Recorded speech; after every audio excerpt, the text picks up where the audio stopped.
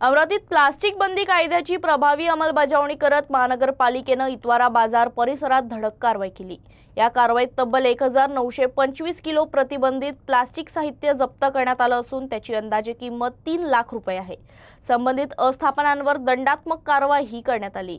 महाराष्ट्र शासनाच्या प्लास्टिक बंदी कायद्याअंतर्गत अमरावती महानगरपालिकेच्या पथकानं इतवारा बाजार परिसरातील सुभाष प्लास्टिक आणि हारून हाजी प्लास्टिक या आस्थापनांसह सुभाष प्लास्टिकच्या 2 गोदामांवर छापे टाकले।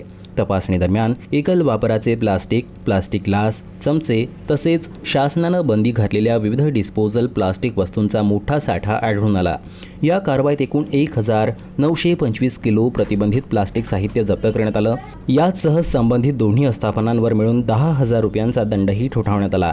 ही कारवाई महापालिका आयुक्त आणि अतिरिक्त आयुक्त 2 शिल्पा नाईक यांच्या मार्गदर्शनाखाली पार पडली।